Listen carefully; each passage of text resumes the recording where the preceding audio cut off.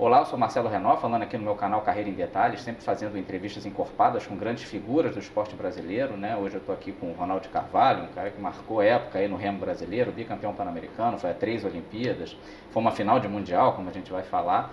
A gente vai falar também um pouco, né, Ronaldo, um pouco não só da tua carreira, mas do esporte em geral, que o remo é extremamente tradicional. E muito obrigado por me receber aqui na tua residência. Obrigado a você, é sempre um prazer, né? Então, começar exatamente pelo remo, né? Eu sempre tive essa noção do quanto o remo é tradicional, mas pesquisando para a tua entrevista, eu fiquei impressionado do quanto, né, cara? Porque a primeira regata oficial do mundo é de 1715, a tal da Doggett Scotland Badge. Até hoje é realizada, você vê, tem mais de 300 anos. É a competição esportiva mais velha do mundo. E tem Cambridge Oxford. Cambridge, eu ia falar exatamente isso, de 1829. Você vê, o Brasil era 7 anos independente e já teve Cambridge Oxford. E Henley também, tem uma regata em Henley. Que é uma extremamente... que a gente até competiu lá. E o Dom Pedro II via provas de regata, que era na Praia de Botafogo, né? Você vê, era o esporte mais popular do Brasil e tradicional por excedência e mexia com a alta cultura, vamos dizer assim, né? Só um detalhe nesse meio. Sim, aí, claro. Pra você ter uma ideia, o futebol mudava o horário para não perder o espectador para o remo. Sim. O futebol tinha que mudar o horário, via regata, a hora da regata botava em outro horário. Como mudou isso, né? No Rio, o Flamengo, o Botafogo e o Vasco começaram no remo, tanto que é Flamengo, Clube de Regatas do Flamengo, Botafogo de Futebol e Regatas e Clube de Regatas Vasco da Gama. Exatamente. E então no estatuto, a gente estava falando em off, tem que ter remo. É obrigatório. Acabou. Talvez já tivesse até acabado. Tem nos hinos, né, dos clubes, se você for ver, na regata, me maltrata, me arrebata, exatamente. Com o quanto e um pouco isso foi se perdendo, né? Com o tempo foi passando. E era uma coisa de fino, você viu, as pessoas iam à regata, tem muitas fotos antigas que eu gosto. Meu pai começou a remar em 1949, 50. Eu tenho esses recortes todos, então todo mundo ia para a regata de terno, chapéu, era uma coisa que era um outro remo, realmente. Como antigamente a corrida de cavalo era assim. Isso. Aquele visual de corrida de cavalo que todo mundo conhece mais, era aquilo ali no remo. Exatamente. E até você falou do teu pai, o José de Carvalho, ele foi para Melbourne, né, em 56. Exatamente. Ele começou a remar em 50 no Flamengo. Em 56 ele foi à Olimpíada na Austrália, em Melbourne, que tem uma coisa muito interessante nisso. Demorou 9 dias de avião, no início da aviação comercial internacional, era em 1950. Ele em 56 foi à Austrália, demorou 9 dias para chegar na Austrália, 9 dias de avião. E chegou lá na véspera da regata. Quer dizer, era uma coisa, na época, um romantismo, né? Existia aquela coisa de ser amador. Ser amador era uma coisa fantástica, ser amador, sabe? E eu nasci em 59, quer dizer, eu nasci 3 anos depois, então eu nasci totalmente no clima de Olimpíada, né? Agora, é engraçado que você não começou direto no remo, né? Você começou na natação e depois foi pro remo, né? O que acontece? O Flamengo, as pessoas hoje só vê, por exemplo, eu estive em Manaus agora. Todo mundo em Manaus é Flamengo, mas é Flamengo futebol, entendeu? Eu morava perto aqui do Flamengo e eu sou Flamengo desde social. Eu brincava no parquinho até os 5 anos de idade do Flamengo. Depois comecei a fazer natação de 5 aos 10 anos com o pessoal da época famoso, Rômulo Arantes Pai, Dalteli. Então, de 5 aos 10 anos não tinha remo. Entendeu? Então eu fazia natação, que cá entre nós é o melhor esporte para a criança fazer, né? Desenvolve. Natação tem um detalhe muito interessante, que é o único esporte que você faz força para botar o ar para fora. Então quem faz natação cedo desenvolve algum tipo lá de musculatura a mais que todos os outros esportes você faz. Sim. Na natação você tem que fazer, porque é dentro da água. Te ajudou no remo? Isso me ajudou muito no remo. O que acontece? Com 2011 eu já estava remando. Em 2012 eu já estava competindo. Então era meio covardia até, né? Porque na realidade eu vinha desde 5 anos com esse apoio de dentro de casa, que hoje em dia, de um modo geral, com essa competitividade profissional, é difícil dar muita força para o esporte. Então daquela força até os 18 anos tem que estudar, tem que fazer, olha o colégio, vai lá. E meu pai como atleta e meu irmão também, né? Sempre lembrar que meu irmão foi junto. A gente vai chegar lá, né? Nadou também. Ele entrou, ele foi na junto com a gente, tudo junto. A gente nadou junto, inclusive ele foi melhor nadador que eu, chegou a ser vice-campeão brasileiro e tal. Eu fui vice-campeão carioca, ele foi vice-brasileiro. Aí ele foi bom nadador e tal. E ele começou a remar um pouquinho depois de mim, porque ele tem 1 ano e meio a menos que eu. Mas em termos de remo, ele tem 2 anos, porque é o ano que você faz o aniversário, né? Então ele tem 2 anos menos.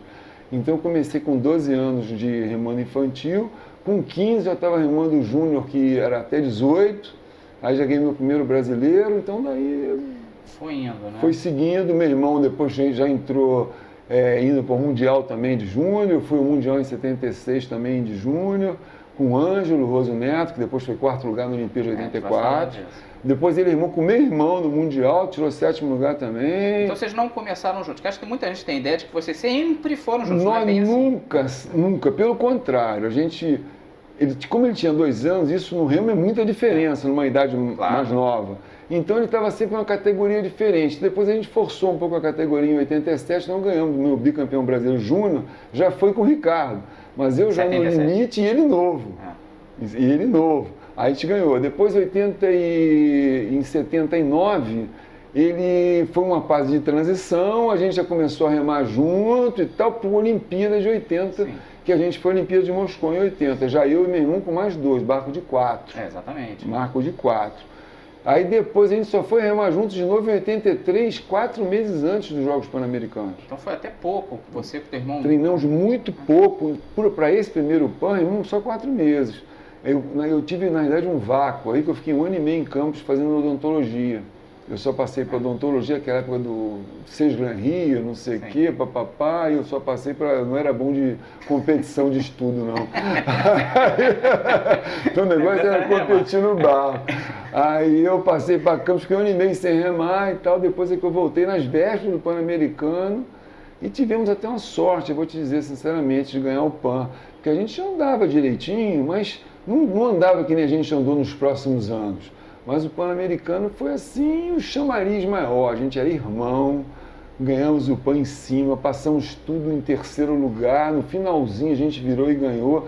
Isso deu pra gente patrocínio e tal. E daí então a gente... Virou um time mesmo. Realmente, aí daí a gente remou junto direto. Aí até o fim, aí de 83 até 89... regatas nacionais, internacionais, sul-americanas, a gente remava 200 em outro barco, corremos 6 vezes, aí sempre eu, internacional de Pan para cima, aí só 200 mesmo. Mas vamos com calma, porque todo mundo resume, assim, eu tento segurar as pessoas e voltar. Vamos para 80 primeiro. Vamos para 80. Pô, como é que foi a experiência da primeira Olimpíada lá em Moscou, cortina de ferro? Olha, quando eu soube que eu ia para 80, para muito em Moscou, com Brezhnev, com aquilo tudo, em plena Guerra Fria, Moscou era uma coisa assim... Inacessível. Inacessível. Só numa situação dessa que se ia a Moscou, entendeu? E a gente deu a sorte do barco que tinha sido vice-campeão pan-americano em 80, um foresquife, um barco de 4, cada um com 2 remos, sim, tá?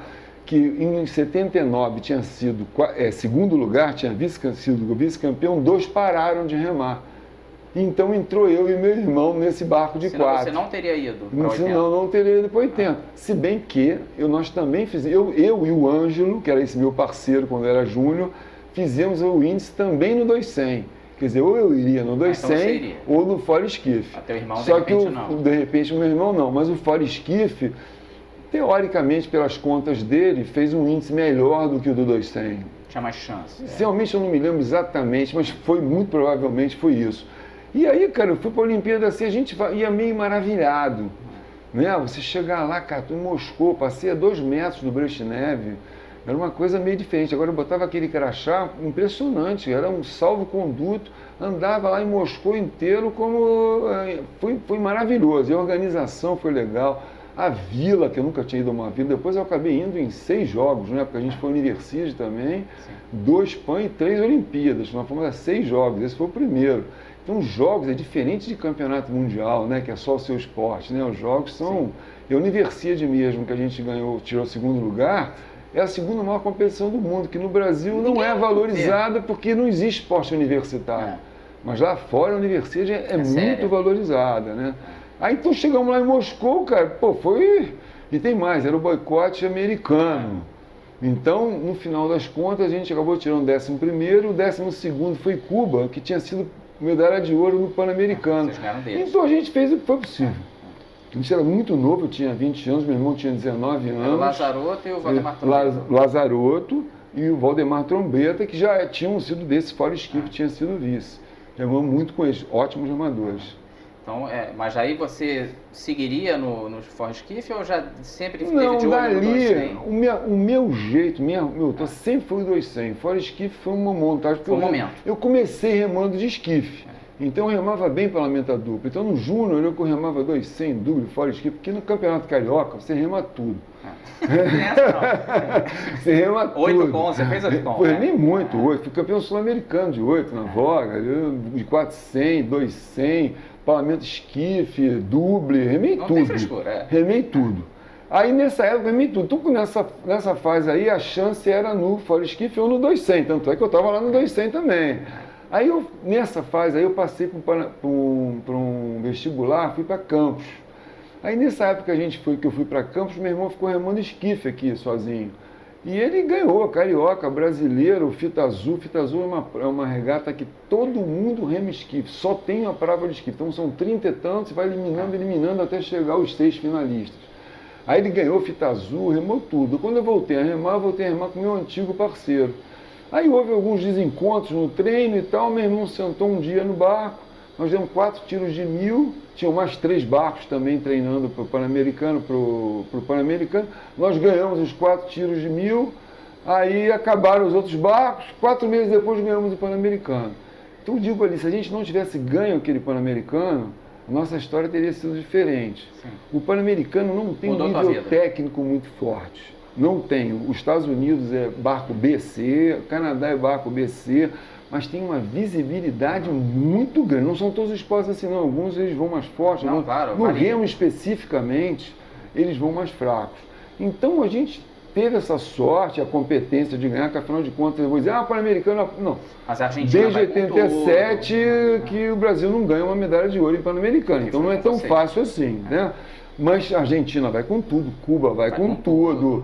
Tem vários países Chile, aí agora que Chile agora veio no Sul-Americano aqui e ganhou 15 provas, e 20 ganhou 15.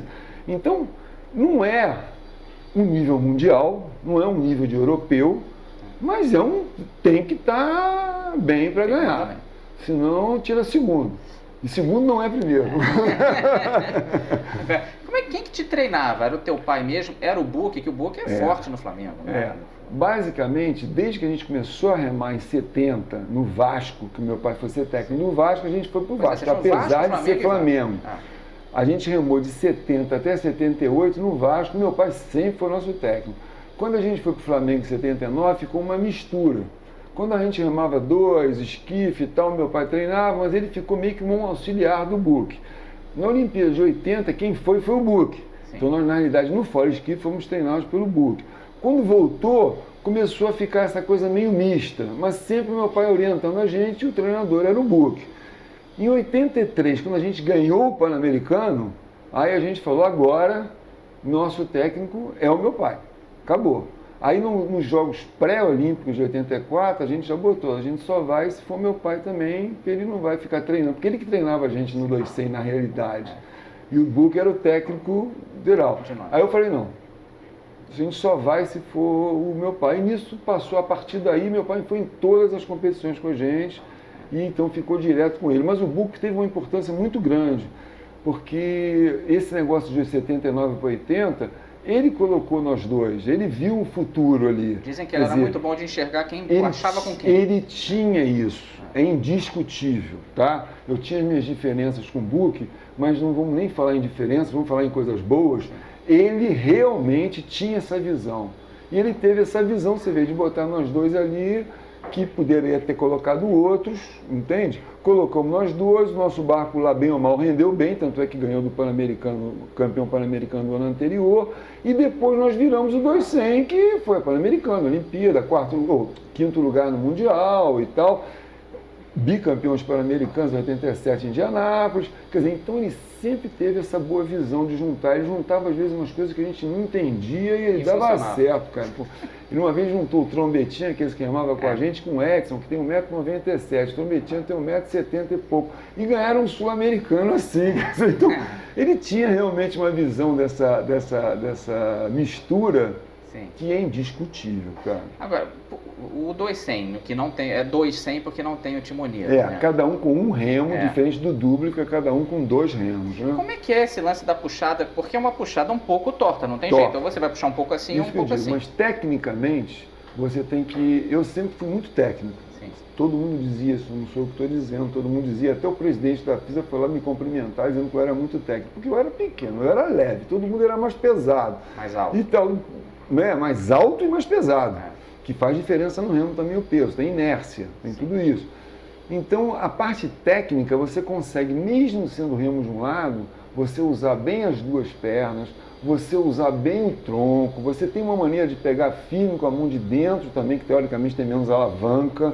Então eu conseguia, mesmo sendo um bom bordo, eu não fiquei com o ombro assim, tem muito remador que fica assim ou então fica assim. Meu pai mesmo é assim. Porque quem faz o esquife, entende? tudo bem, tá puxando o os esquife dois. é o melhor, mas mesmo assim, se você vê o esquife, dobra a mão. Você também tem o remo, é lógico que a parlamenta dupla é mais simétrica do que a simples, mas a simples é realmente simétrica. E tem gente que é impressionante. No bombom fica totalmente assimétrico. Joga e cai aqui para cá e vai para lá. A gente conseguia remar reto, apesar de fazer um jogo aqui de girar, mas não ia para cima do remo e nem caía para fora. Agora, no mundo, você via gente campeões mundiais e tudo e remando feio. Remar feio não necessariamente quer dizer que você não anda ali. Porque para você ser campeão, você ser bom, tem um ciclo que tem até um nome que os fisiologistas aí podem escrever aí, né? Que você tem várias coisas. Você tem um biotipo, você tem a tua maneira de ver, o quanto você gosta, o tamanho, a média disso tudo vai fazer você ganhar ou não, tirar segunda ou terceira. É a média de vários fatores, né? Então tinha alguns fatores que eu não tinha. Não tinha flexibilidade, não tinha altura e não tinha peso. Então alguma coisa tinha que ter, né, cara? Mas você pessoalmente preferia com timoneiro ou sem? Sem timoneiro. Era melhor para você? Porque por eu ser mais leve, você tem que carregar um timoneiro. Então, o Doscom, por exemplo, foi um dos barcos que eu remei só no universitário uma vez na vida. Eu nunca remei Doscom. Já 4Com eu remei algumas vezes, porque você já divide o peso do timoneiro com 4. E 8 só existe com o timoneiro. Na verdade, você não sente o timoneiro, porque são 8 pessoas dividindo o timoneiro. E hoje, em termos de Olimpíada, só existe 8, né? O 4Com saiu da Olimpíada e o 2Com saiu da Olimpíada.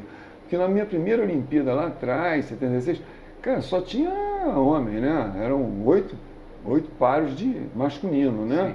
Depois é que entraram as mulheres, 76, e depois entraram também o peso leve, então foram cortando barcos para não ficar o caso do gigantismo, né? Como no nado sincronizado, a minha filha Lorena, que está lá, eu acompanho muito o nado sincronizado, você pode ver que o dueto tem 20 e tantos conjuntos, 24, acho, conjuntos. Já o conjunto, que tem 8, são só 8 participantes. Porque senão, realmente, a Olimpíada vai ficar de um tamanho que já está enorme. Já é gigante. Teria um gigantismo impossível de acontecer. Então, no remo também acontece isso, tá? Então, vamos para 83. Eu gosto de fazer as competições com um pouquinho mais de detalhe.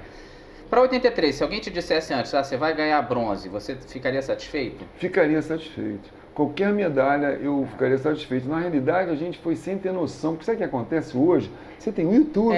Google, eu sei tudo hoje do remo mundial. Eu entro lá, boto o nome do cara, vejo o campeonato europeu, boto o treino do cara, eu vejo tudo. Eu aprendi, como eu comentei, 28 anos o remo, né? Então eu comentei todas as Olimpíadas e Pan-Americanos desde 92, Barcelona.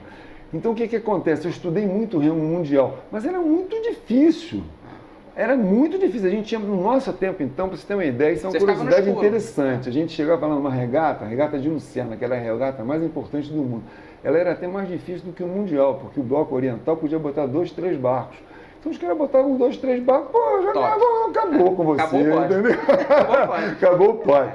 Então, o que acontece? Meu pai ia lá escondido lá nas garagens, ver a medida dos remos, ver quanto eles usavam de alavanca, porque o remo tem muito... independente, para quem não conhece remo tem muita regulagem, muita regulagem. Aí ia ver lá a regulagem dos caras, não tinha. Hoje você entra lá no coisa, tem tudo, medida de todos, as marcas do remo, quanto é que os caras usam, pá, regulagem, o tipo de treino. Então tem 4 tipos de treinos básicos no mundo. A gente não tinha nada disso, cara. Então quando a gente ia aí, teve sorte de ir 3 vezes a Pia de Luco, que era um centro de treinamento, para você ver, no mesmo lugar juntava a Rússia e Estados Unidos treinando, que tinha o Thor Nielsen, que era um norueguês que foi treinar na Itália, na Espanha, que ele revolucionou o remo no mundo, esse Thor Nielsen, o tipo de treino. E a gente teve essa sorte de ir para lá depois. Por quê? Porque ganhou o PAN de 83, que a gente foi bem em 85 no Mundial, a gente foi 8º lugar, depois nós fomos 6º lugar, então a gente era convidado para ir para Pé de Lucro. Então a gente teve esse contato maior com eles lá. Então isso aí a gente já aprendeu, mas nesse contato quando a gente ia. Atualmente a gente sabe de tudo aqui todo dia. Então isso era muito diferente, né? Com certeza. Então em 83 vocês chegaram lá, vocês nunca foram primeiros até chegar na final, foi sempre no eliminatória sufoco. Eram 3, tiramos terceiro, mas tanto fazia tirar segundo ou terceiro, só classificava o primeiro.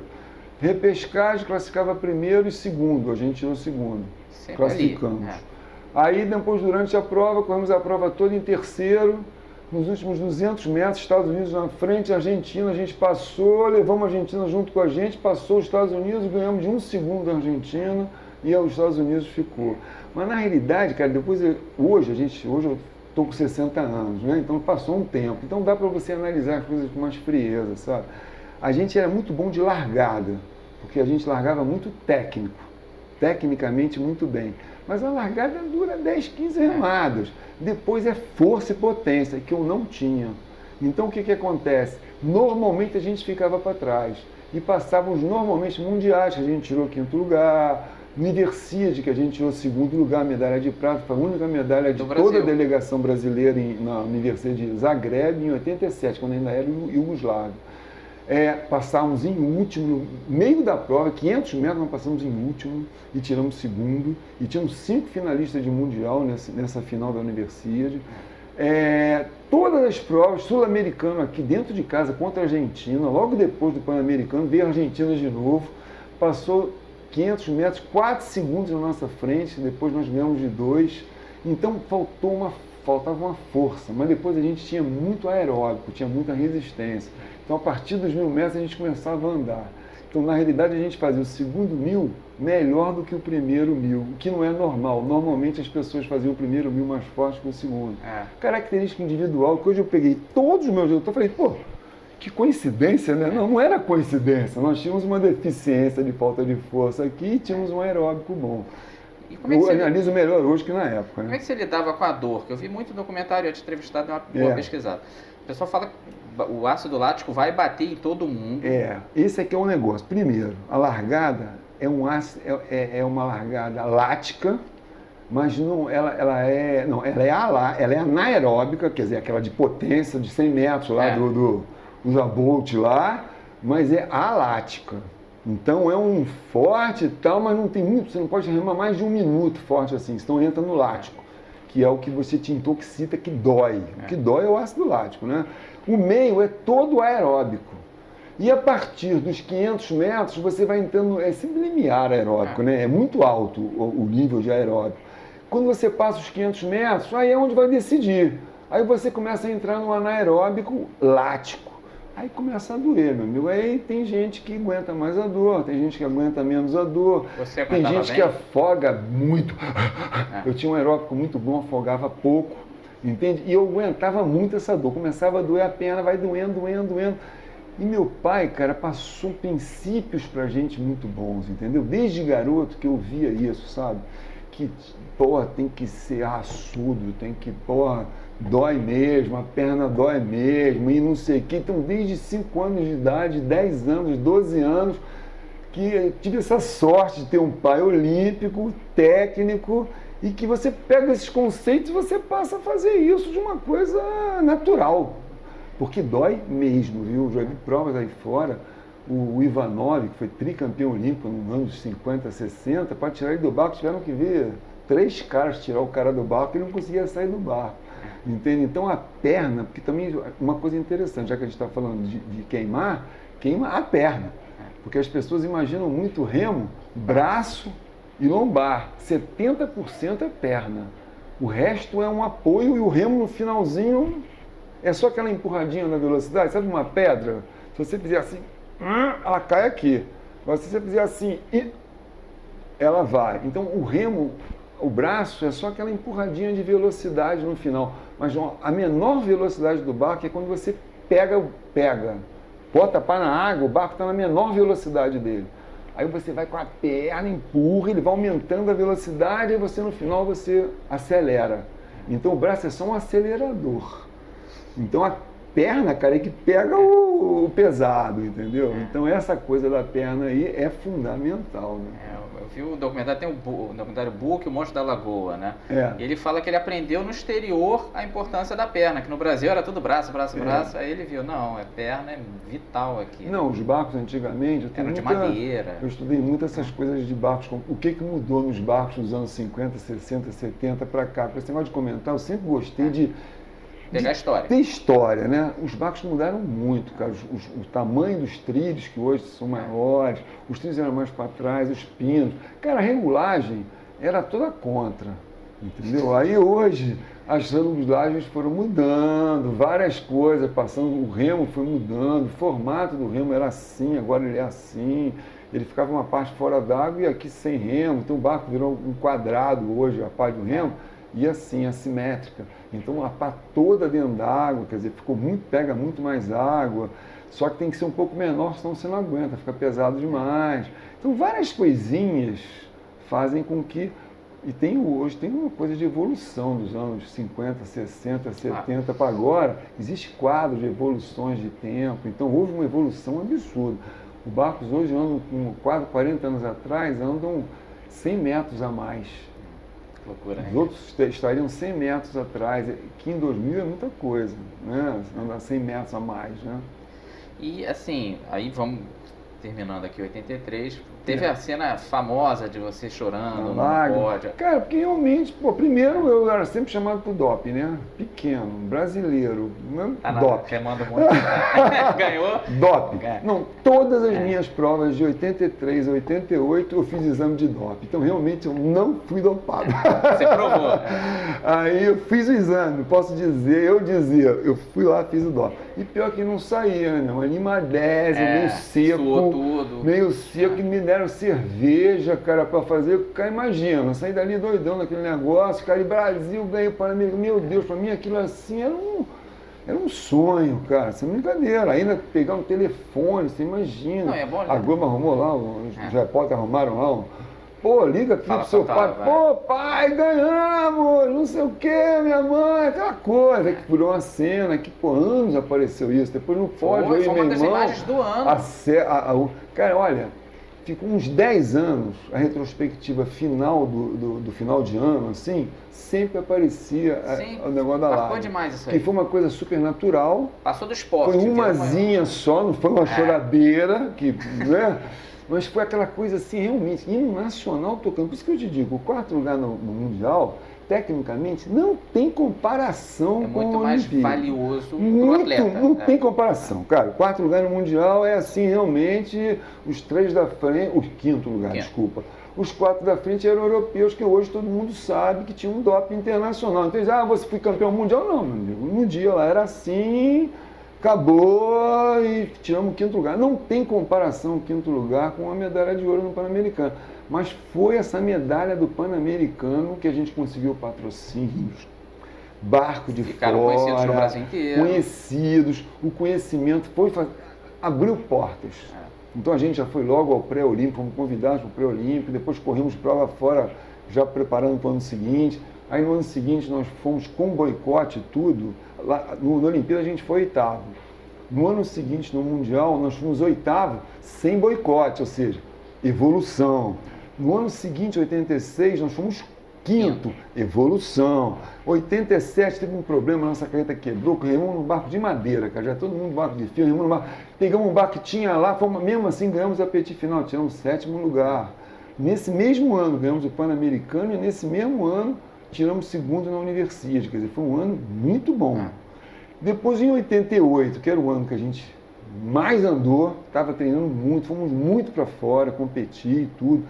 Competimos na Holanda, na Alemanha, na Inglaterra, competimos em tudo quanto é lugar. Os barcos que tiraram terceiro, quarto lugar, a gente nas prévias, a gente ganhava um dia, perdia outro e tal. Chegamos lá, que era o barco veio errado, veio grande, a gente foi em cima da hora de fuso horário de 13 horas, fomos 5 dias antes, de correr um dia bem, um dia mal, que você fica, 13 horas é muita coisa, cara, num nível desse. Com certeza.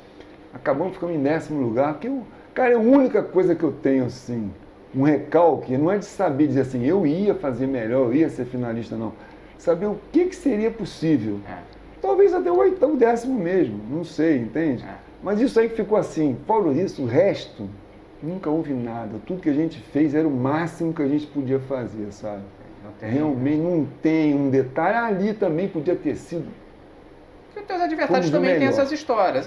Não. E temos umas provas assim, só essa prova que foi muito maneira, que foi semifinal de 86, que a gente foi para a final. Na nossa raia da semifinal, tinha só o vice-campeão mundial do ano anterior, vice-campeão olímpico do coisa e terceiro lugar do ano anterior. Tinha Canadá, que tinha ganho da gente do ano anterior. Tinha a Romênia, a Iugoslávia, que era o único barco que tinha ganho dos russos, que eram campeões mundiais, os irmãos Pimenov. Cara, era praticamente impossível. E para variar, passamos em último, em quinto, em último em 500, passamos em penúltimos 1.000 metros. Aí estava assim, a Iugoslávia lá na frente, disparado, e estava a Inglaterra, vice-campeã mundial do ano passado, e campeão olímpico no barco de 4 em 84. Quer dizer, um vice-campeão mundial, um campeão olímpico. No outro barco, vice-campeão olímpico e terceiro no mundial. Cara, a gente veio, passamos os dois, eles estavam olhando um para o outro, e daqui a pouquinho começaram a olhar um para a gente, daqui a pouquinho já começaram a olhar um para o outro, e falaram, bom, os caras já passaram, agora quem é que vai? Porque só classificavam 3, né? Então o primeiro na frente, a gente chegou em segundo, Grã-Bretanha tirou terceiro, e a Espanha, que tinha sido vice-campeão olímpico e terceira no mundial, foi desclassificada na final. Então foi assim, na realidade, eu acho que foi a melhor páreo nosso, foi uma semifinal. Entendeu? Não foi um final, não teve medalha, não teve pódio, mas foi o nosso melhor andada foi esse de mundial todos. em Nottingham. E na final vocês ficaram na frente da Iugoslávia, né? Mas o que aconteceu? Cara, era tão importante ter entrado naquela final que na realidade a gente não foi bem na final. E outra coisa ainda também, nós éramos os únicos dos 6 que corrimos repescagem. Todo mundo se classificou no primeiro dia. E eram dias seguidos, quinta, sexta, sábado, domingo. Não tinha moleza não, de segunda, quarta, sexta. E os páreos eram duros, né, cara? Então a gente correu no primeiro dia, não classificou. Aí classificamos na repescagem. Ninguém correu dessa final na repescagem porque se classificaram no primeiro dia. Então a gente estava no 4º dia e eles estavam no 3º dia. Então, na realidade, cara, não dava para fazer mais do que a gente fez. Isso que eu digo aqui, negócio de dizer que não dava mais, a gente perdeu da Grã-Bretanha, que tinha ganho na véspera, e ganhamos da Iugoslávia, que morreu mais ainda, não sei porquê. O fato é que ele salvou a gente tirou 5º lugar, entendeu? Então esse foi o Mundial de 86, foi a maior prova da tua vida. Indiscutível, cara, indiscutível. Finalista de Mundial de barco olímpico, era tudo que a gente queria, o que a gente esperava dali para frente. Era o ciclo olímpico, né? A gente cresceu, 8º, 5º lugar.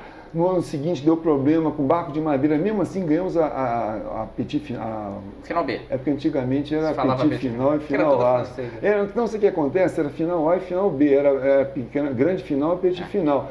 E o resto ia para casa. Agora é que inventaram esse C, D, E, Z, não tinha esse negócio não. Ou você classificava ou voltava para casa, ficava entre os dois ou ia embora. Então a gente ganhou a final B, ganhamos até bem. Quer dizer, então estava tudo de acordo.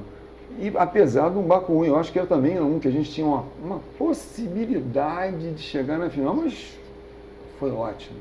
E em 88 deu tudo errado, cara. coisa não funcionou. Voltou só um pouquinho em 84, Vamos né? lá. Vocês foram oitavo no 200 e vocês, imagino, viram de perto ali o quarto lugar, que foi o melhor resultado até hoje de Olimpíada nosso, do Ângelo Rocio Neto, do Newton Alonso, que era o timoneiro, e o Walter Reimer. Mesmo junto com a gente. Como é que foi ver de perto aquilo que foi... Cara, foi uma coisa super legal, porque eles eram isso. muito amigos nossos. Então a gente remava junto, treinávamos juntos. O Walter era meu amigo pessoal, o Ângelo era meu amigo pessoal. Então eles já vinham andando antes e não tinha muita coisa sendo falada em relação a isso. Mas eles já vinham andando antes. Eles tinham tudo para fazer aquilo que fizeram. E na realidade, eles, vamos supor que o mais normal teria sido sexto. Eles se superaram e foram quarto. Andaram muito. Tem aquela coisa, cara, no dia é o dia do cara, os caras foram lá, eles realmente vieram de trás, passaram, os caras morreram, tipo assim, não tem mais jeito de tirar quarto, quando os caras morreram, eles passaram os caras, então foi fantástico, cara. Aí muita gente fala, mas teve boicote, e boicote basicamente foi da parte oriental, que era mais forte, dos barcos com timoneiros. Mas no ano seguinte, que a gente tirou quinto, eles foram finalistas também, tiraram sexto, sem boicote. Todo mundo. Então, quer dizer, os caras realmente andavam muito, entendeu? Andavam muito. Então, e foi o nosso melhor resultado em todos os tempos. Porque Olimpíada, não tem jeito, cara. É Olimpíada, Mundial, barcos olímpicos, aí vem o resto, universidade, barcos não olímpicos, europeu, Copas do Mundo, aí PAN já mais embaixo, Sul-Americano mais embaixo, mas tem ali uma escada. Tem uma hierarquia. Tem uma hierarquia, não tem jeito, cara. Então, a Olimpíada, a melhor colocação do Brasil até hoje em remo, foi o quarto lugar desde a Olimpíada. Tem boicote, não teve? Quem não foi porque não quis ir, acabou, dane-se, entendeu? E tanto depois tiraram o sexto no Mundial, quer dizer, mostraram que realmente andavam muito. Andavam muito, sabe? E aí tem o PAN de 87, que vocês foram bicampeões. Foi até Como é que foi esse PAN? Pois é, cara, esse PAN foi até uma coisa interessante pelo seguinte... Onde você foi porta-bandeira. Inclusive fui porta-bandeira. Bom lembrar isso, porque as pessoas esquecem. Se a gente não fala, esquece, né, cara? Então, às vezes eu falo, fui porta-bandeira. Eu tenho fotografias, porta-bandeira. Te emocionou muito? O que me emocionou muito? Cara, a gente ali, na realidade, teve uma pechadazinha, porque todo mundo imaginava que ia ser o Bernard, que ia ser o Oscar, que ia ser esses caras todos. Mas a gente tinha sido ouro em 83, a gente vinha vindo bem nos mundiais. O Brasil ganhava uns 15 ouro em PAN, ganhava esse show de... Não era essa coisa que hoje não. PAN era complicado, não era essa moleza. Era difícil, era muito mais difícil do que hoje. Então, o que aconteceu, cara? O vice-presidente, o chefe da delegação, era o André Richer, que era do remo. Tinha remado que foi com teu presidente do Flamengo e que foi a Olimpíada de 56 com meu pai no 4x. Era o meu pai, André Richer, Nelson Guarda e Rui Cooper. Os dois, Rui Cooper eram do Vasco, meu pai e o Richer, que o Richer foi presidente do Flamengo, inclusive presidente do comitê do COB. Ele teve todos os cargos possíveis no Brasil, ele teve, né? E ele, na época, cara, bem ou mal, ele falou, para botar qualquer um, botar o do remo. Me botou lá e eu... Agora, eu tinha ganho PAN, eu era favorito para aquele PAN. Eu também tinha feito alguma coisinha por onde, né, cara? Aí, foi uma emoção incrível, com meu pai do lado, carregando a bandeira do Brasil. Aquilo foi fantástico, né, cara? E depois a gente era favoritésimo no Pan-Americano. Por quê até? Porque os outros países... Sempre, porque a gente veio ganhando tudo de lá para cá. A gente ganhou 6 sul-americanos. 6 sul-americanos. Todos os 6 que a gente correu, nós ganhamos. Do Canadá e dos Estados Unidos. Não, sul-americano. Sul-americano. Ganhamos 6 sul-americanos. Né? Sim, mas nesse Mundial que vocês nos mundiais ganhamos dos Estados Unidos e Canadá. Então a gente estava, cara, era muito favorito para esse PAN de 87. A gente, as regatas anteriores do PAN, a gente vinha ganhando tudo lá fora e tal, vinha muito bem. Então, o que acontece? Na realidade, eles abrem um pouco o páreo. Os melhores, em vez do cara ir no 200, o cara vai no 400, que tem mais chances, junta com outros dois, vão lá e são campeões pan-americanos no 400, porque no 200 ia ser mais difícil, entendeu? Não que seja impossível, porque tudo, esporte só ganha na hora, né? Então, inclusive, na Vesta me deu um nervoso, assim, que eu nunca tinha tido, que eu falei, cara, é favoritismo demais, isso aí é meio complicado, né? Aí na Vesta eu não conseguia dormir, mas já acabei dormindo e tal. Passamos para variar, 4 segundos atrás do Canadá nos 1000, nem acredito nisso, cara. Tinha que olhar para trás, porque a gente no remo é o único esporte que quem domina não é quem está na frente, quem domina, ou quem está atrás, né? Porque é corrida. Você está marcando o cara na tua frente, cavalo, você vê que quem ganha é o de trás, está marcando. O remo você rema de costas. Então você, 4 segundos atrás, tem que virar a cabeça para ver o cara, entende? E a gente passou e ganhamos de 4 segundos. Quer dizer, andamos 8 segundos a mais que eles no segundo metro. Eu nem me lembro dos outros para ter uma ideia, cara. Aí ganhamos de 4 segundos, foi assim, tranquilo. Então a gente realmente estava andando muito bem. E de 87 para 88 a gente só andou mais ainda. Agora tem essa coisa mesmo de ter ficado fraco o páreo, porque do jeito, no embalo que a gente vinha, o povo fugiu as de pessoas vocês. fogem, cara. Acontece isso, mesmo. Isso é valoroso por si próprio. Né? Não deixa de ser. Teu nome não foram porque a gente estava lá. Quando você foi porta-bandeira, vou até botar a pimentinha aqui. O teu irmão chegou a ficar com ciúme de você ser porta-bandeira? Porque ele tá contigo, né? Assim, olha, nunca demonstrou. Ficou super orgulhoso de ser. Eu era mais velho, quer dizer, ainda sou, né? Porque ainda está vivo. Eu sou mais velho que ele 1 ano e meio. Eu era o voga do barco, e realmente, sabe como é que se chama voga do barco em francês? Se chama chef de nage. Já fala então, tudo, voga já diz um pouco em francês o que é. Então eu era mais velho, eu tinha ganho, então realmente foi uma coisa meio natural, tinha que ser um dos dois, fui eu. Que hoje em dia acho que seria os dois, porque foi a Martini e a Caena.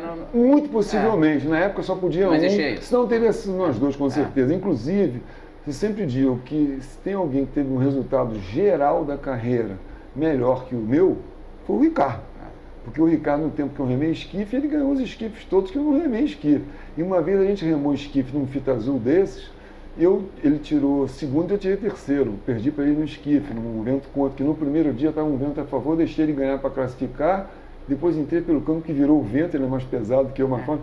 Cara, me ganhou numa moleza, cara, eu tirei terceiro lugar. Então, realmente, o Ricardo, ele tinha tudo para ser... E tem mais, no Júnior, na época, teve a melhor colocação do Brasil também, foi 5º lugar. A gente tinha tirado 7, o Henrique do 1007, que na época era a melhor colocação, já tiveram melhores colocações agora em Júnior, e ele tirou 5º lugar também, quer dizer, ele foi 2 vezes ao Mundial de Júnior. Então, e o Ricardo remava assim, remava proa Boreste, proa Bombordo, voga, aí ele estava remando na voga Bombordo, passou a remar proa Boreste comigo no 200, e fomos lá e andamos, ele era muito versátil. Então ele foi realmente um remador de, assim, natureza mesmo, sabe? A coisa era muito familiar, né? Teu pai treinador e você com teu irmão. Isso. Como é que era lidar com briga? Que tem momentos de cobrança. Mas eu vou te contar uma coisa, cara, uma coisa impressionante. Primeiro, meu pai não perturbava a gente como todo mundo imagina. Pelo contrário, quando eu era pequeno, chamava só uma vez e saía. Se eu não fosse, ele deixava. Pô, não me chamou de novo. Só chama uma vez. Se quiser ir, vai. Se não quiser, não vai. Sempre foi assim. E eu sempre fui realmente apaixonado pela coisa, que eu via as medalhas dele, via os recortes. Eu que fiquei com os recortes dele. Cara, eram 3, 4 páginas de jornal sobre remo, com comentaristas, tinham 2, 3 comentaristas sobre remo. Então era uma coisa assim que eu via aquilo tudo e eu tinha essa vontade de ser realmente. Ele falava em Olimpíada, pô, o sonho da minha vida, desde 15 anos de idade que eu comecei a remar, era a Olimpíada. E nessa época também, de 15 anos, o pessoal estava ganhando os Jogos Pan-Americanos, nos anos 70. Raul e Érico. Começamos a ganhar ouro. Laildo e Vandir. Foram 3 ouros em Cali. Foi o Doscon do Carnaval com o Magione. Não, é que há tanto tempo que eu não falo, mas eu sabia tudo isso de cor e salteado. Então tiveram vários campeões ali. O Vandir é o maior medalhista, ele teve 2 medalhas de ouro e uma de prata. Quer dizer, ele não foi, que a gente confunde um pouco, né? Você ganhar 2 vezes e ser bicampeão, né? Bicampeão é na mesma prova e seguido. Como né? vocês foram. Aí ele ganhou 2 vezes, uma vez no 400, no 400, ainda tirou uma medalha de prata. Ele é o maior medalhista de Pan-Americanos. Muita gente pergunta, só vocês ganharam Pan-Americano? Não, eu detesto ser injusto, cara. Tiveram outros bicampeões. Então esses anos de 70... Pô, eu já estava me mirando nesses caras ganhando Pan-Americano. Você vê, em 79, quando eu fui 80 Olimpíada, o Brasil foi campeão Pan-Americano no Doscon. Então, cara, eu já tinha essa coisa de ser campeão Pan-Americano na cabeça, sabe? Então eu era muito Caxias, cara. Eu era Caxias mesmo, de treinamento, de comida, que já tinha na época Hoje em dia tem nutricionista, não tinha nada disso, cara. Eu ia num endocrinologista pro cara me dizer negócio de coisa, e já fazia triatlon também no meio junto. Eu li uma entrevista tua, você falando que vocês iam à farmácia comprar coisa para hidratar. Exatamente. Comprava, não existia Gatorade. Entendeu? Não tinha isso. Então você tinha que comprar reidrate, coisa de insolação, comprava. Depois a Roche lá, não sei o quê, fiz um negócio pra gente, cara, especificamente um sacão que a gente botava para beber. E uma coisa muito importante, que eu tenho que ser assim, muito justo com isso, cara. O Ibarra, o Ricardo Ibarra, que era um remador argentino, veio para o Flamengo treinar. Porque cá entre nós, não sei como é que a Argentina consegue ser tão assim melhor do que o Brasil. Em termos geral da história, a Argentina é melhor que o Brasil. Teve campeão mundial, vice-campeão olímpico, Roberto Dinamite, teve vários outros finalistas mundiais e ganhou 30 medalhas de ouro do PAN de 87 até agora. O nível geral da Argentina é mais alto, mas eles são meio assim, sabe? Sim. Então veio o Ibarra, veio remar aqui, porque lá as condições, cara, é frio pra caramba no inverno, é mexido, é complicado. Ele veio treinar na Lagoa. E nós treinamos esse 86, 85, 87 com o Ibarra. E o esquife, ele andava tanto no esquife que a gente andava meio parecido. Né? E o esquife anda menos do que o 200, mas ele andava pra caramba.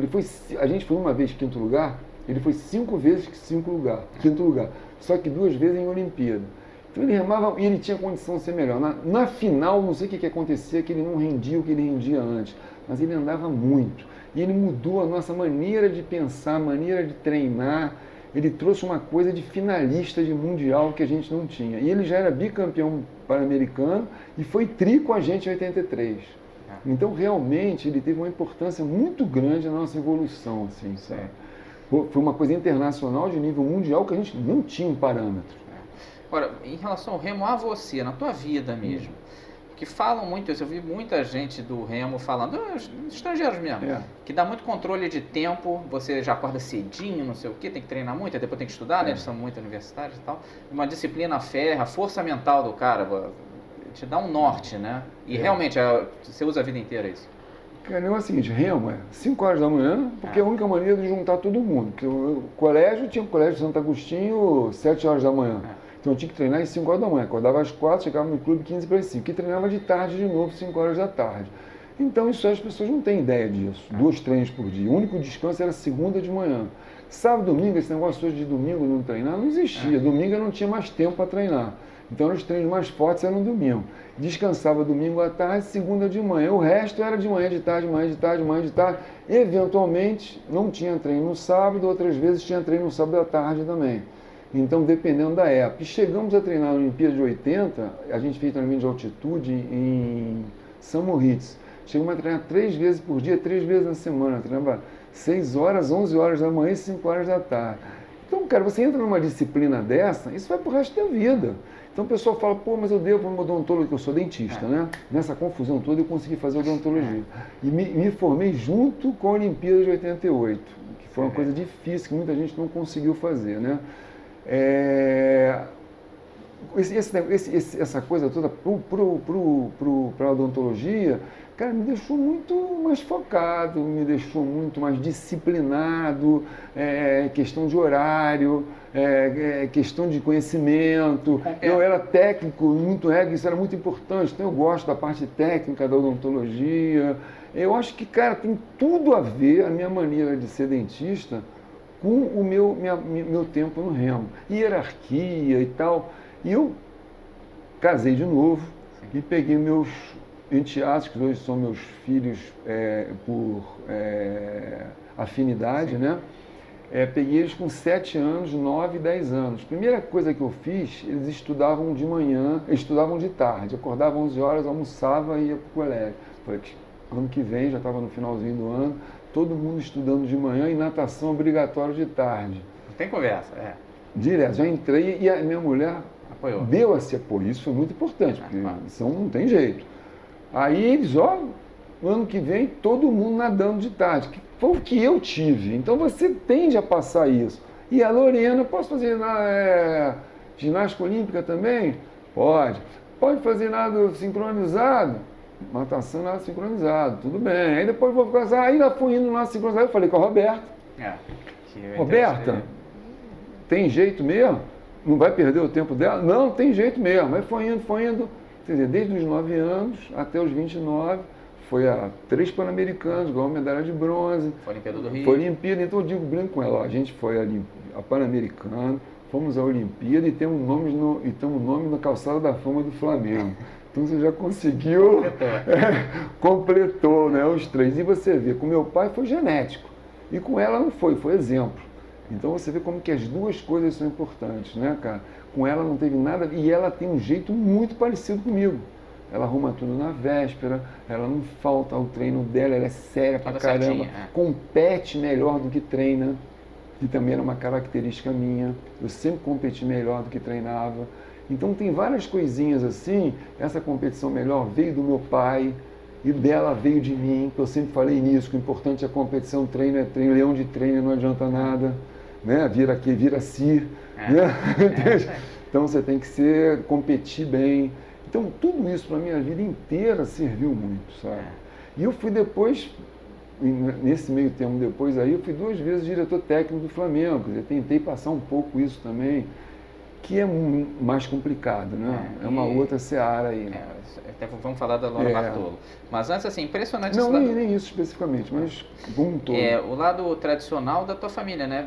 Primeiro, passou realmente de pai para filho. Pô, você vendo as medalhas do teu pai, que te inspirou ao remo, e a Lorena Molinos agora vendo as tuas. Tudo que a Lorena falava, sempre meu ídolo, Ronaldo, meu pai e tal. Eles sempre me chamaram até de pai mesmo e tal. E meu pai e tal, porque ela então, 7 anos de idade, eu peguei ela muito nova. Sim. Então, toda a característica dela como atleta é a minha característica como atleta. E não tem nada de genético. Então, acho isso um exemplo muito interessante. Tem gente que... Agora, realmente, eu com meu pai é genético mesmo, porque a gente rema do mesmo jeito, do mesmo lado, comigo. Eu vendo ele remar, ainda tem... se vê, né? Cara, sou eu remando. Ele remava, e tem mais, ele remava com o Richer 200 na Vogue, o Richer na proa, foram sul-americanos, foram campeões sul-americanos e tal. Então, impressionante como meu pai teve uma genética e teve também um exemplo. As 2 coisas, né? Curioso, até olhando os esportes, em tese não tem nada a ver nada artístico, antigo sincronizado com remo. Mas na água tem solo, dueto e conjunto que é de 8. É incrível, cara. O fato é o seguinte, e a sincronia é vital nos dois. Total, exatamente. Nesse ponto tem o skip, que eu sozinho, que é um barco diferente de todos. Tem o solo no lado sincronizado, que é diferente de tudo, cara. Você pode ser uma ótima de solo e não ser boa de dueto. Você não conseguia acompanhar ninguém, nem alguém te acompanha. Você sozinho ia fazer um solo maravilhoso. E no remo é a mesma coisa. O cara pode remar pra caramba no esquife e no duble no caso é legal. Eu tive, inclusive, o prazer de remar um duble com o Ricardo Ibarra pelo Flamengo na época. Pô, o cara realmente era demais. Passagem d'água no cara, força. Foi um prazer assim que, pô, falei, caramba, só quero remar com ele agora. Mas essa coisa tem muito a ver, sabe? Essa coisa para ela, e ela pegou essa coisa de equipe. Porque eu, por exemplo, no meu barco, sempre, por exemplo, eu com o Ricardo. O Ricardo é um cara de empresa, nível de diretoria, é um cara que é assim... Diferente de perfil de você. Não, ele é um cara, tem, como é que é, de chefia. Sim. Assim. No entanto, no nosso barco, cara, quem falava era eu. E ele aceitou isso bem. Porque se não aceitasse bem, vira briga. Entendeu? A maioria dos barcos acabam por isso, porque não aceitam uma liderança. Nosso barco tinha a minha liderança. Não que eu dissesse, tinha, acabou, não. Tinha conversa. Ele podia chegar um dia e dizer, pô, Ronaldo, mas... Eu é que vamos fazer o quê? Aí eu, vamos lá, pá, eu que fazer o braço, vamos que braço, vamos fazer isso, vamos lá, vamos para cá, vamos para lá e tal. Não, tá bom, vamos fazer mais um pouquinho. Então, e ele aceitou isso. Então, praticamente, cara, não tinha briga. E com meu pai também, porque ele levava a coisa muito tranquila. Então, isso é que, sinceramente, o grande segredo aí do sucesso, vamos dizer, na continuidade de 83, 84, 85, 86, 87, 88, a gente só foi parar em 89, mesmo assim competimos em pé de luta em 89. Cara, foi esse fato aí de ser eu com meu irmão, com meu pai. Então isso faz muita diferença. E internacionalmente não foi nós fizemos isso. Os irmãos Hansen foram bicampeões olímpicos, 5 vezes campeões mundiais. Os Landvoort da Alemanha Oriental foram bicampeões mundiais, 5 vezes, bicampeões olímpicos, 5 vezes mundiais. Os Pimenov não foram olímpicos, mas foram várias vezes campeões mundiais. O presidente atual da Itália, o Abagnale, ele eram 2 irmãos, foram bicampeões olímpicos e 5 vezes campeões mundiais. é o presidente da confederação atual italiana, entende? Que fez com que a Itália chegasse onde chegou, que a Itália era um país mediano, bom, forte, mas mediano, não ganhava nada, assim, de Europa e tal. Ganhava aqui, ganhava ali e tal, provas isoladas.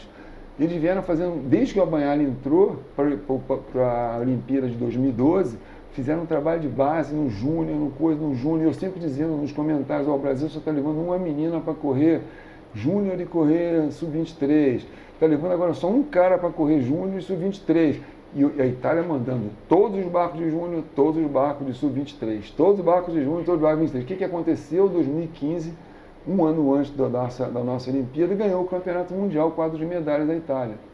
E o Brasil, é lógico, não entrou nem entre os dois, como não entra desde a nossa época, entendeu?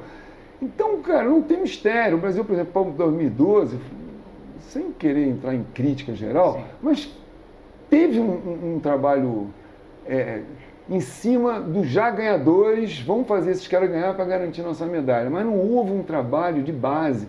Acabou, não foi em todos os esportes também, vamos botar que teve exceções. Mas acabou o esporte, acabou, não sobrou nada. Entendeu? O Isaquias, por exemplo, todo mundo chega para mim, não, o remo agora com o Isaquias, não, o Isaquias é canoagem, cara, canoagem tem barco, tem remo, mas não é remo. Entendeu? E é ele, não existe canoagem no Brasil, existe o Isaquias. Que é a Nassátila, né? Entendeu? Que é um outro tipo de canoagem também, é de velocidade ali, né? Ah, sim! Estou falando da canoagem de tipo parecido mais com lembra mais, que eu acompanho mais, a outra acompanho realmente menos. Realmente eu não acompanhei, eu acho por sinal maravilhoso, que até já tive cara, gosto de fazer aquilo, mas não acompanhei realmente. Mas o fato é o seguinte, cara, são coisas, são expoentes. Você vê o ciclismo atualmente, atualmente minha brincadeira é ciclismo, né? Tem um cara, o Avancini, que é de Petrópolis, que ganhou uma Copa do Mundo, tá em finais. Só tem ele, cara. Não tem um brasileiro da UCI competindo o circuito internacional. Não tem um brasileiro fazendo um Tour de France, um Giro da Itália. Não tem um brasileiro, só tem ele. Quer dizer, ele é um ponto fora da curva. Sim, mas não existe remo, um trabalho geral. E no remo também não. Mas o remo, muita gente diria assim, mas teve a Fabiana Beltrame, campeã em 2011... O Uncas foi bem no Sub-23. Fez Sub-23 e tem que pensar o seguinte, tudo secundários. Sub-23, depois não fez nada ainda no adulto. O Brasil sempre foi bom de júnior, infantil e não sei o quê. O problema é transformar esses caras em adultos. Você vê que sempre teve isso. Mesmo naquela época lá atrás, já ganhava, cara. Em júnior, não sei o quê, investia onde na base. Ali, base que eu quero dizer assim, nos mais fácil, porque eles lá fora preparam os caras para serem adultos, bons, Olimpíada. Se ganhar no júnior legal... A cabeça deles é na Olimpíada, entendeu? Agora, aqui está preparando, enquanto pega aqui, queima o cara para júnior, ou queima o cara no sub-23 e o cara não consegue ser adulto. Entendeu? Queima o cara antes da hora, queima mentalmente, queima fisicamente. E o Flamengo, a gente tem uma coisa que é assim delicada, mas Flamengo, Botafogo e Vasco, o que acontece? O remo existe por causa deles, porque eles investem, fazem tudo isso. E também atrapalha, também não vai para frente por causa deles. É uma coisa difícil de entender isso, porque o negócio é ganhar o Campeonato Carioca. E nisso de ganhar o Campeonato Carioca, não fazem um trabalho de base muito bom. Houve um trabalho, o Botafogo fez o Uncas, o tal, um garoto, mas tudo ponto fora da curva. Não houve realmente, você vê que vai ver um sul-americano aqui no Rio de Janeiro, 20 provas, o Chile ganhou 15 e o Brasil não ganhou nenhuma. Isso mostra alguma coisa. São números. Não estou dando opinião. 20 provas, Chile 15, Brasil 0. Não tem. Não, o remo, não é que aí é bem diferente. O nado artístico tem nota e tal. Remo é quem chegou na frente. Não, isso que eu digo. O artista tem essa coisa da nota que se um desesperou que o seu pai ali, mãe e tal. Meu Deus, isso não ia. Desespero geral de todo mundo. Sempre tem uma injustiça. O remo não tem esse negócio, meu irmão. Chegou na frente, chegou atrás, acabou. Por mais que pode acontecer um photo finish lá e tal. Que também é científico. E tem mais, botou lá, tem gente, na Olimpíada teve uma dúvida ali entre dois, ficaram uma discussão em cima disso, mas, cara, botou que era o cara, acabou, pronto também, não teve jeito. Então, essa coisa toda dessa igualdade aí, né, de de treinamento do Flamengo, Botafogo e Vasco, eles visam tanto isso, mas é época, por exemplo, em 2000 o Eurico Miranda resolveu que todo mundo ia ser, todos os olímpicos iam estar no Vasco. Aí compra todo mundo e bota no Vasco. Dura um pouquinho. Depois o Botafogo resolveu lá com os caras que ia ser campeão. Fez um trabalho até mais de base, mas também veio gente de fora e tal, ganhou um tempão, ganhou uns 5 anos. Antes disso a gente estava ganhando, quando eu estava lá de vice-presidente, a gente ganhou todos os anos que eu estive lá. Mas não fez o trabalho de base.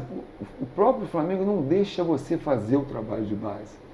Eu tentando mudar, mas não houve uma força de cima para você fazer. A força é para ganhar o Carioca. E dane-se, depois o que vai aparecer que ganhou. Agora, o Flamengo vinha perdendo o Botafogo. Essa presidência atual do Flamengo botou milhões no Flamengo, trouxeram um duble júnior da Alemanha para correr no Campeonato Carioca. Um duble feminino júnior da Alemanha. O 200 agora, que foi vice-campeão pan-americano, quase ganhou o pan-americano. 2 espanhóis naturalizados agora, que já remaram lá pela Espanha e tudo, 2 espanhóis correndo pelo Brasil. Quer dizer, que deu os brasileiros? Entendeu? Então, enquanto não houver um trabalho real, sabe, de base mesmo, pensar que tem que ganhar um campeonato, é lógico, cara, tem como o Flamengo, Vasco, todo mundo quer ganhar um campeonato carioca também, não quer? Mas você vê o Flamengo no futebol, está visando uma coisa maior do que isso, então, sei lá, eu tinha minhas ideias em relação a isso, mas não funcionaram e... Não, a tua reclamação é básica de quase todo esporte olímpico, assim, eu no acho Brasil, que né? É de não apoio à base e dos clubes, assim, tem fases. Tem fase que bota uma grana e dá um gás, aí depois isso. Fica sem pagar salário, muda a presidência. Quando eu estava lá era assim, chama não sei quem, mas quanto é que chama? Aí bota lá naquele Morro da Viúva, que agora não bota mais, né? Aí bota no Morro da Viúva, daqui a pouco não paga mais o salário dos caras. Pô, peraí, mas foi eu que chamei. Mas isso é o Flamengo que não está pagando, não tem nada a ver com você. Pô, foi eu que chamei, cara. Isso em vários esportes, não é só o remo. Então, isso é uma coisa assim, tanto é que quando eu desanimei também, para você ter uma ideia, eu não boto o pé no Flamengo desde 2012. Quando eu parei, sumi, acabou, também não vou ficar lá dando piruada, nem vou ficar lá, deixa fazer do jeito que eles quiserem fazer, entendeu? E pronto, os resultados vão dizer. Mas aí sim, já meio para fechar, pegando o remo, aí sim é o remo. O remo, como a gente falou, é extremamente tradicional e tal, e na maioria dos países lá, os Estados Unidos, Europa e tudo mais, virou um esporte totalmente de elite, né? Elite da universidade, até teve reis e príncipes, remo, não só da Inglaterra. É isso mais da Inglaterra. Né? E no Brasil ele meio ficou, na minha opinião, aí é totalmente minha opinião, no limbo. Ele nem continuou popular e nem elitizou. Ele ficou meio perdido ali. Como mudar isso? Como um lado ou pro outro? O que acontece? Primeiro, eles fazem um trabalho, por exemplo, em comunidade, não sei o quê, para botar no remo. Aí chega lá, ganha um dinheiro de passagem, aí se melhorou um pouquinho, bota para dormir lá num quartinho lá no fundo da garagem, aí não sei o quê, aí o garoto já está ganhando mais do que o pai dele, entendeu? Aí ele já abandona o estudo, aí tinha uma briga na época que a gente estava lá, que tinha o Marcelo, que ele era muito legal em relação a isso, ele tinha uma cabeça muito boa. Ele, se não tivesse presença no colégio, perdia a bolsa. Sim. Houveram algumas tentativas, mas essas tentativas, cara, muitas não conseguem seguir, entendeu? Porque a tendência é essa, mas o cara é importante para ganhar o Campeonato Carioca, então mantém o cara para ganhar o Carioca. Mas o cara já não é mais aquele cara. O cara já está em outra, já está com dinheiro, já está com um carro, já compra uma moto, já não sei o quê, já era, não é mais. Entendeu? Ou então vem de fora, aí já logo casa, já tem logo um filho, ou já tem não sei o quê, já não é mais o cara. Aí o cara que era o do mundo. Então a coisa acaba que não vai para frente por isso aí. Quer dizer, e quem é de esporte aqui não está na moda? Você sabe que o Rio de Janeiro e tudo é muito de moda, né? Patinete é moda, agora bicicleta elétrica é moda, lá tudo vira moda, né? Vamos fazer o remo virar stand-up é moda. Pois é, o remo não vira moda, entendeu? E o remo tem uma coisa, cara, que tem uma coisa muito complicada. Você não tem uma visão da raia inteira, né? Você só vê o final, então tem que ter um telão para você ter uma ideia. Porque o bacana do remo é a disputa do meio da prova, é lá que acontecem as coisas. Você no final, você já vê quando já está decidido. Eu, por exemplo, remava o tempo todo atrás, vinha lá passando todo mundo lá, o que estava acontecendo? Quando chega no final, eu já estou na frente, ganhou, todo mundo viu, ninguém viu a prova. Você não sabe nada do que aconteceu. O que aconteceu na prova? Como é que foi isso, entendeu? Então, não tem. E tinha uma mentalidade, por exemplo, na época eu estava como diretor técnico do Flamengo, foi ter uma eliminatória entre as coisas. Então, a parte de diretor técnico, os técnicos não podiam ir na lancha acompanhar. Quer dizer, como é que você, se não pode nem acompanhar o seu atleta fazendo uma eliminatória, como é que você vai saber o que ele fez de errado, o que ele fez de certo?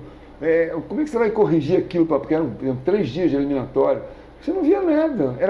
Não, vai atrapalhar. Pô, mas no mundo inteiro existe uma pista do lado que as provas, hoje a maioria das provas das pistas assim, de remo, né, das raias de remo, são artificiais. Sim. E tem uma pista do lado, que os técnicos vão do lado, vendo, acompanhando. Isso é padrão. Aí a gente bota uma terceira lancha por fora, com gente. Vocês dizem qual é a regra, como é que a gente tem que fazer para não atrapalhar, mas a gente quer ver a prova, para ver o que de repente vai mudar um cara de um dia para o outro. Não podia. Então, cara, uns retrocessos, assim, isso é só um exemplo, mas daí, cara, para frente, várias coisas que impediam realmente de fazer a coisa acontecer, entendeu? E virar uma coisa mais, que nem o tênis fez, o vôlei fez, diminuir a quantidade de tempo, né? Todos eles foram se adaptando um pouco a isso, né? Você vê que hoje a maioria é 3 sets, o último é rapidinho, o vôlei diminuiu também, o último é aquele também era aquela coisa da vantagem, lembra? O jogo demorava 6 horas, né? É impossível aquilo, né? Entende? Mudaram. Então o remo, todo mundo pensa em mudar alguma coisa. É muito difícil mudar, porque a característica são os 2 momentos. Se você mudar de distância, você muda completamente a característica do esporte. Então ainda não conseguiram achar. Talvez fazer assim, 2. Cara, em vez de ser uma regata de 4-6. Por exemplo, o Henley, eu corria assim, eram 36, é igual tênis. 2 em 2, a gente foi até a semifinal. Entendeu? Aí na semifinal nós perdemos pro cara que ganhou e tal, lá nós fomos até a semifinal, 2 em 2, legal pra caramba, totalmente diferente. Mas mesmo assim, a prova é mais de 2 momentos ainda. Ou seja, você não vê nada menos, você só vê no final um chegando na frente do outro, entendeu? Agora, tem o tal do telão, que lá fora sempre tem. E aqui teve na Olimpíada. E teve mais 1 ou 2 regatas aí que aproveitaram o telão e usaram. Então, no telão, você realmente acompanha. Eu, por exemplo, é um felizardo que esses anos todos eu comentei o quê? Com a filmagem original. Então eu vi as Copas do Mundo, os Mundiais, todos desde a largada, os detalhes, a parte técnica, como é que cada um corre, como é que cada um compete, a maneira do cara gerenciar a prova. Agora, se você não tem isso, entendeu? Você já começa errado. Então é uma encruzilhada. Não, é uma encruzilhada. E principalmente essa coisa dos 3 clubes, eles têm que dar um jeito de fazer com que ganhem lá, façam a competição deles, mas que também façam alguma coisa pelo remo do país. Não estão fazendo. O Flamengo está ganhando esse ano o campeonato com todo mundo comprado. Não tem ninguém do Flamengo, entendeu? Todo mundo comprado. Não tem uma política. Não, a política foi o seguinte, começou o ano, vamos ganhar esse ano. Acabou. Quanto é que custa para ganhar esse ano? Vai lá e ganha, cara. Se você arrumar um cara aí, a gente bota o Piraquê para ganhar, cara. Mole. Dá 5 milhões na mão, vou lá pro Piraquê, boto todo mundo lá dentro, os barcos todos, vai lá e ganha o campeonato. Então isso não acrescenta. Futuro zero para isso. Traga um cara lá da onde, traga o campeão olímpico lá de não sei aonde, traga o cara melhor, que tira a chave do melhor do Flamengo, o melhor do Vasco, o melhor do Botafogo, acabou ganhando o campeonato. Entendeu? Então, esse campeonato carioca é fundamental, mas tem que arrumar um jeito desse negócio que é tão importante, porque são eles que, na realidade, investem no remo, gastam com remo, compram barcos. Então, tem um lado que, pelo amor de Deus, cara, realmente eles investem no remo, entendeu? Mas tem que ter um jeito de investir também no remo. Aí a confederação é sustentável, sabe? A confederação também não faz muito a parte dela, então vai juntando uma coisa com a outra, e muita picuinha, muito prós e contras. Eu, por exemplo, realmente em 6 anos de lá saí super decepcionado, assim, sabe? Eu acho que a coisa ia para um lugar legal, tentei, que eu estava afim mesmo, e comigo não tem esse negócio de propina, Eu sei que hoje em dia ser honesto não é muito valorizado não, né? Mas o tá negócio mudando, era esporte. Não, eu estou super otimista por falar nisso. Aí, cara, o negócio era esporte, era fazer, era escola, botar os caras para remarem tecnicamente bem, fazer a coisa. A gente estava ganhando já. Então, já que já está ganhando, pô, vamos fazer agora, bonito, né? Uma coisa a mais do que só ganhar aqui. Mas a coisa desanda, cara, e não vai. Entendeu? Então, vamos torcer para esse esporte tradicional voltar a ser um pouco mais popular. Exatamente. E... Já foi. Tanta gente já gostou. Então tem coisa para isso, sabe? As regatas têm sido mais animadas atualmente, eles botam lá um conjunto, botam não sei o quê. Eles têm tentado fazer a regata uma coisa mais festiva. Sim. Mas hoje também a mídia saiu do jornal, né? A mídia hoje está no telefone. Então o que acontece? No telefone, que eu digo telefone, porque está mais no telefone do que no computador, né? Está em tudo quanto é lugar, né? Eu sou um youtuber fanático, tudo meu, odontologia, bicicleta, remo, tudo é no YouTube, cara. Então o que acontece? Tem esse lado do YouTube. Então remo, as pessoas só ficam sabendo pelos WhatsApps, grupos de remo, só ficam sabendo pelo YouTube, uma coisa de remo, pelo grupo de Remadores Unidos do Facebook. Fora isso, o público não sabe que tem, cara, nem sabe que tem. Então, tem que tentar trabalhar em cima disso, mas é difícil, que realmente você vê a página do jornal hoje, tem futebol, acabou, não tem nada. Até o próprio futebol ali já... já é um negocinho assim, né? Só Flamengo, Vasco, Botafogo, tem uma listinha assim embaixo, entendeu? Então, não tem. Então, eu realmente não tenho assim, cara, eu tenho uma solução mágica para isso. Não, é se eu tivesse uma solução mágica, eu juro que pelo menos eu... Você já tinha feito. já feito. Mas eu acho que tem aí valores, tem bons remadores, tem tudo isso, mas falta aquele final para finalizar. Entendeu? Se esses bons remadores forem queimados, correndo 500 milhões de coisas, fora da hora, fora da época, treinados de maneira na idade errada, quando chega na idade de realmente o topo, que é o Mundial lá e o Pan-Americano e o Olimpíada, não tem mais para dar. Entendeu? Então, enquanto não tiver alguém com essa mentalidade mesmo, não, só porque daqui a anos sabe o que vai acontecer? Está lá, Flamengo, campeão de 2019. Acabou! Como é que foi isso? Ninguém sabe, ninguém viu, entendeu? Às vezes não tem registro, ninguém filma. Não existe, entendeu? Então tá lá, ganhou e tá acabado. Botafogo ganhou há 5 anos, 6 anos, sei lá, seguido aí. O Flamengo vinha ganhando há 8, 6 anos. Então o que interessa é que no final das contas, eu não estou tirando mérito do Botafogo não, que fez um trabalho até legal, o Vasco também ganhou nos anos anteriores. Então, mas, cara, internacionalmente, sabe? Tem que haver uma coisa paralela com o trabalho internacional. Um novo ídolo, né? A Fabiana Beltrame ajudou Mas, cara, ela ajudou, mas não foi aproveitada, entendeu? Não foi aproveitada. E ela fez esse caminho de ser não olímpico, sair um pouco do olímpico, porque realmente, cara, ela, por exemplo, ela é uma... Sabe o que acontece? Só um detalhe só, sabe? Até para encerrar isso, você não falou que a gente estava falando nada sincronizado, a duetista pode ser ruim de dueto, o solo pode ser ruim de dueto. Ela é schooler, a cabeça dela, schooler é quem rema esquife. Sim. Ela é dedicada, ela tem um jeito de remar, ela tem ela é uma coisa, cara, ela é todo dia ali para cima e para baixo, para cima e para baixo. Você ia lá naquela hora, estava lá para cima, eu remei muito do lado dela, cara, de esquife, eu estava remando nessa época, por causa da parceira dela, da Fabiana, da Luana Bertoldo. Que você treinou. Que eu treinei e tal. Foi a única vez que eu brinquei de treinador na vida, por sinal, que eu não sou treinador. Mas, então eu treinava muito, remava esquife junto com elas e tal. Então a Fabiana é impressionante. Era assim uma dedicação, um foco, uma coisa incrível. Ela chegava a ser antipática, entre termos, porque ela não tem nada de antipático.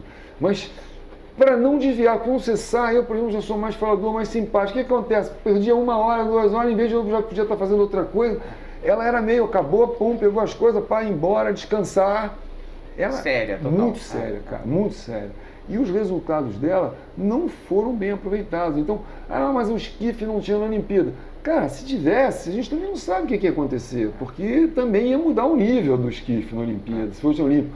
Mas quem sabe ela também pudesse ser, porque ela andava muito bem. Ela era boa solista, vamos dizer assim. Ela era uma boa solista, exatamente. Tanto é que, em dúvida e tudo, ela não conseguiu. A Luana era nível abaixo dela no esquife. Podia ser, mas talvez no dúvida não fosse tanto. Mas olha, houve tanta coisa política ali, da confederação contra a Luana, que a gente nem sabe o que esse número era capaz de fazer. Tirar um 12º, normal teria sido já, pelo menos 11º. Houve um probleminha ali com a japonesa, que elas vinham ganhando, perderam ali na semifinal, teriam tirado o 11º, já seria uma final B, já seria uma boa coisa, mas acabaram ganhando a final C. Mas, cara, fizeram tudo para o Dublin não andar, impressionante. Fizeram tudo para o Dublin não andar, entendeu? Para mostrar que a Fabiana estava perdendo porque a Luana era muito ruim. Entende? E não é isso. O Dublin é outro barco. Não investiram nisso. Olha, é outro barco, vamos esquecer que a Fabiana anda pra caramba no esquife, que ela anda pra caramba no esquife. Entendeu? E vamos ver o que vai acontecer no Dublin. Não houve essa tentativa. Essa compreensão também. Então, essa compreensão. Então, isso aí me deixou chateado, porque realmente eu falei, cara, era hora de tentar ali alguma coisa, entendeu?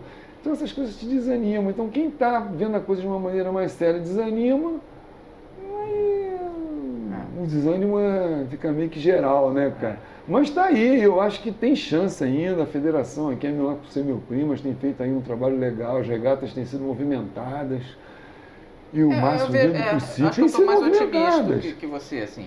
Tem o Uncas, eu acho que o que me preocupa é o lado da popularidade. Isso eu não estou vendo muita saída, mas de gente vai ter que estar tendo. Não, mas você vê, teve atletas antes do Uncas e do Lucas, já teve antes que foi vice-campeão, 3º lugar no Sub-23, e depois em Pan-Americano foi 6º lugar, não entrou nem entre os 6, não entrou, entendeu? Então, cara, tem que separar júnior, Sub-23 é outra conversa. E homem, adulto, entendeu? Porque cada coisa é uma coisa, entende? Então não adianta você queimar o cara aqui, ele é talentoso, os dois são super talentosos, mas já começa a dar um defeito aqui, dá um defeito nas costas, dá um defeito na perna, dá um defeito não sei aonde, de repente forçou um pouco mais. Não estou afirmando isso não, entendeu? Estou afirmando que os resultados desse pessoal que foi muito bem, tinha uma menina também que foi muito bem no Júnior, no Sub-23, não foi nada. E os dois, agora no Pan-Americano, não fizeram nada. No entanto, você vê lá fora na Nova Zelândia, a menina que ganhou Júnior, ganhou Sub-23, já se deu bem no adulto. Você já vê coisas que já vieram de baixo. A tal da Zoe lá é um fenômeno. Ela veio do Júnior, já com 23, já correndo de cima. É um fenômeno, entendeu? Então vai. Então aqui, isso não está acontecendo. Então essas pessoas aparecem, são indiscutivelmente de grande qualidade, mas esse sistema do remo carioca de ter que ganhar o carioca, eu acho que isso atrapalha um pouco isso. É minha opinião só, tá? Longe do seu paladino da verdade. Entendeu? Então, Ronaldo, mas isso. Obrigadão aí obrigado pela oportunidade. Você, muito obrigado. Para mim. Remo, e poder falar um pouco de remo, que não é toda hora que a gente consegue, né, cara? Falar um pouco de remo e falar algumas coisas que não necessariamente são politicamente corretas, mas falar algumas coisas, sabe? Minha opinião é que nem eu digo, o Pan-Americano não é tão importante. Eu digo, como é que você tem coragem de falar isso? Afinal de contas, o Pan-Americano é que é sua. Pô, cara, falando a verdade, cara. E você foi bicampeão Pan-Americano. Fui bicampeão Pan-Americano. As últimas medalhas brasileiras foram vocês. Então, a última e a penúltima. Entendeu? Então, mas é a verdade. Só para finalizar mesmo, eu falei uma vez, na frente do Ibarra, que a gente ia ser o 3º em Henley. Aí o Ibarra falou pra gente, não, vocês não foram 3º em Henley. Aquele jeito de argentino, né? Vocês foram na semifinal, não existe 3º lugar em Henley.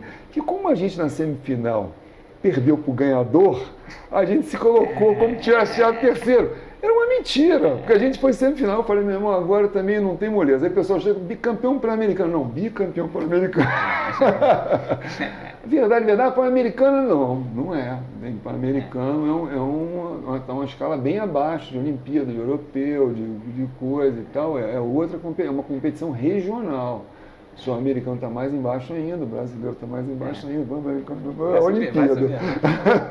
Ela foi a 3 Olimpíadas. Mas é isso, acho que o importante é isso, entendeu, cara? É botar essa coisa de que tem jeito. Sempre tem gente com talento. Tem gente que esse pessoal, esses garotos saíram nunca, os campeonatos, resultados fantásticos. Agora, tem que pensar neles para ser adulto, não pode pegar os caras e queimar os caras antes deles serem realmente adultos, entendeu? Então, tem que haver aí uma visão para o Brasil realmente não chegar aqui 15 provas, 20 provas de um sul-americano, o Chile ganhar 15. Cara, isso é um escândalo. Foi quase igual ao 5-0 O 7-1 da Olimpíada, da Copa. 7-1 da Copa, né? Chegar aqui e ganhar 15 provas e o Brasil não ganhou nenhuma. As outras 5 não foi que ganhou as outras 5, não. Não ganhou nenhuma prova. E foi aqui. Entende? Então isso a gente tem que tentar fazer alguma coisa, fazer né? um diagnóstico. Exatamente, fazer um diagnóstico. Você falou tudo, cara. Coisa de dentista. Não, você falou tudo. Eu, como dentista, devia ter usado, porque quem usou foi você. Prazer, teu pai foi dentista, você meu é tua pai filha, dentista, né? exatamente. Eu sou, realmente, meu pai é genético, exemplo, é tudo igual. Inclusive, na odontologia eu trabalho igual a ele, cara, é impressionante, cara. Filho dele mesmo. Muito bom. Muito obrigado. Então, muito obrigado, né? Você que está aí, né? Minhas entrevistas todas assim, falando em detalhes, né? Por isso o nome do canal, para tratar com destaque todos os esportes aí de destaque no Brasil, como é o remo, indiscutivelmente. Um grande abraço.